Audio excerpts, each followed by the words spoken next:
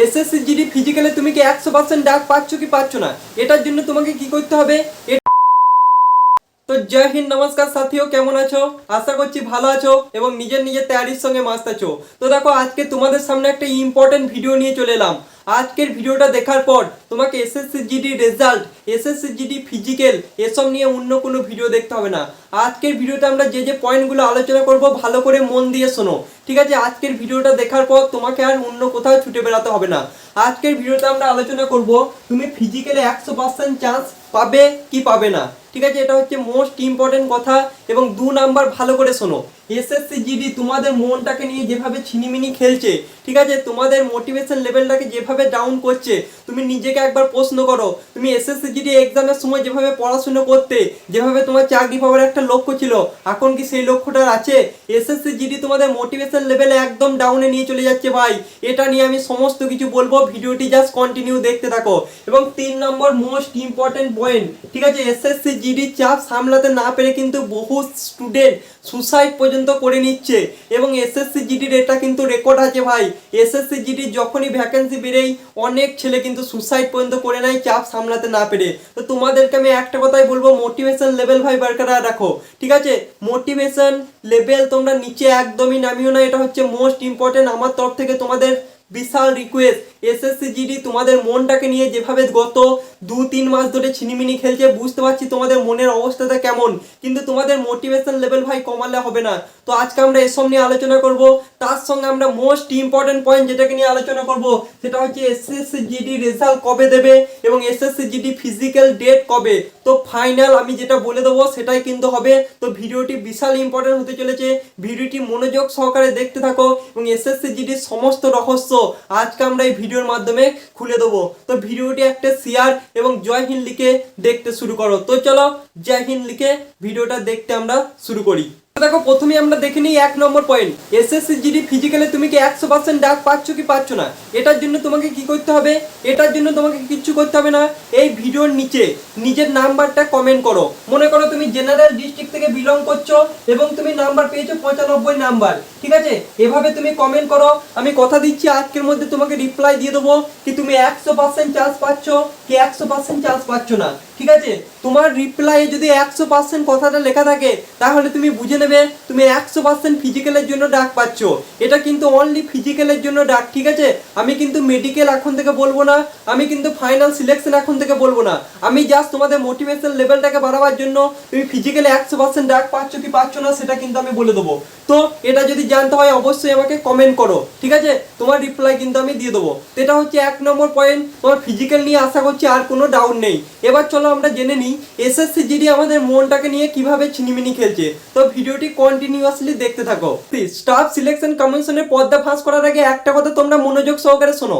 তোমরা সকলে ডিফেন্স লাইনে যাচ্ছ। কি লাইন? ডিফেন্স লাইন বা ফৌজি বা যেটাকে তোমরা জওয়ান নামে চেনো, মানে সবসময় জওয়ান।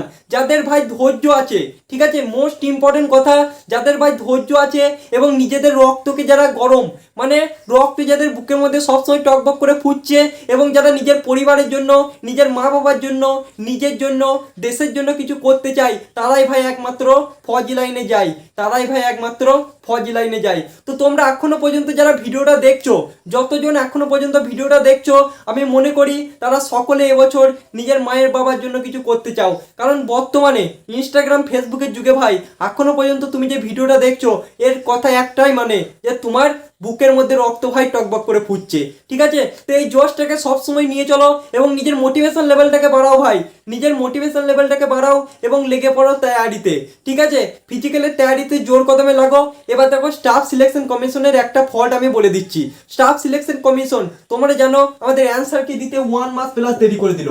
1 মাস প্লাস দেরি কিন্তু জিন্দগিতে করে না, সেটা আমাদের 7 দিনের মাথায় যেটা দেয় সেটা কিন্তু 1 মাস প্লাস করে দিল, মানে 1 মাসেরও বেশি টাইম পরে কিন্তু আমাদের অ্যান্সার কি দিল। এবার তোমরা বুঝতে পারছো আমাদের ধৈর্য কিভাবে স্টাফ সিলেকশন কমিশন আমাদের পরীক্ষা করছে। তো তোমাদেরকে এসব নিয়ে ভাবলে একদমই চলবে না। তোমাদের 25 তারিখে ভোট। ক তারিখে ভোট? আমাদের দিল্লিতে ভাই 25 তারিখে ভোট। দিল্লির 25 তারিখে ভোটের পর এই মাসের মধ্যে তোমাদের ভাই রেজাল্ট 100% বেরোতে চলেছে, ঠিক আছে? ভালো করে মনের মধ্যে গেঁথে নাও কথাটা। 25 তারিখ আমাদের রেজাল্ট, এটা আমি আগে ভিডিওটা বলেছিলাম। তোমাদের ভোটের পরেই কিন্তু আমাদের রেজাল্ট কিন্তু বেরিয়ে যাবে, ঠিক আছে? ভালো করে মনে মনের মধ্যে গেঁথে নাও। এবং একটা কথা, তোমাদের এসএসসি জিডি কিন্তু মোটিভেশন লেভেল ডাউন করার চেষ্টা করবে। অনেক ছেলে মেয়ে কিন্তু এই চাপ সহ্য না করতে পেরে সুসাইড পর্যন্ত করে নেবে। এটা ভাই রেকর্ড আছে আগের বছর, মানে কবে আমি সেটা এখন থেকে বলছি না, 4টে ছেলে পাস করেছিল, 4টে ছেলে পাস করেছিল, তার মধ্যে 3টে ছেলে ভাই সুসাইড পর্যন্ত করে নিয়েছিল। 3টে ছেলে ভাই সুসাইড পর্যন্ত করে নিয়েছিল, মানে বুঝতে পারছো এসএসসি জিডি আমাদের মোটিভেশন লেভেলটাকে কিভাবে নিয়ে খেলে। মানে যারা জওয়ান ভাই ফাইনাল মেডেল লিস্টে তাদের নাম চলেছে, 4জনের মধ্যে ভাই 4জন সুসাইড করেছিল, তার মধ্যে 3জনের নাম ছিল। মানে বুঝতে পারছো এসএসসি জিডি আমাদের মনোবল নিয়ে কিভাবে খেলে। ভাই আগে তো ভাই এসএসসি জিডি তোমাদের এরকম 6 মাসের সিলেকশন দিত না। আগে ভাই অনেক দেরি হতো, অনেক দিন পর পর ভাই এসএসসি জিডি তোমাদের নোটিফিকেশন বেরোতো। কিন্তু তোমাদের সামনে ভাই সুবর্ণ সুযোগ, আগস্ট মাসের 27 তারিখ থেকে তোমাদের কি হচ্ছে ফর্ম ফিল আপ শুরু হবে। তো তোমরা ধৈর্য কেন হারাচ্ছ? এই দাদারা যদি এতদিন ধরে ওয়েট করতে পারে তো তোমরা কেন পারবে না? তোমরা এখন ইয়াং জেনারেশন, তোমরা কেন পারবে না? তো তোমাদের সকলকে ভাই লাস্টে একটা কথাই বলতে চাই, তোমরা মোটিভেশন লেভেল একদমই হারাবে না, ঠিক আছে? এসএসসি জিডি তোমাদের মোটিভেশন লেভেলটাকে কমাবার জন্য এগুলো করে থাকে। সো মোটিভেশন লেভেলটাকে একদম চরম পর্যায়ে রাখো এবং তৈরি করো। তোমরা ফিজিক্যালে যতজন ফিজিক্যালে ডাক পাবে, আমি যাদেরকে 100% চান্স বলে দেবো, সকলে 100% তৈরি করবে, তার সঙ্গে সঙ্গে পড়াশোনাটাকে করবে। কারণ একটা কথা সবসময় মনে রাখবে, তোমাকে ঘুরে দাঁড়াতে সবসময় পড়াশোনাটাই সাহায্য করবে। তো চলো, জয় হিন্দ, বন্দে মাতরম। সকলকে একটা কথাই বলার, সকলে কেউ মোটিভেশন লেভেল একদমই হারাবে না। তো চলো সকলে লেখো জয় হিন্দ বন্দে মাতরম।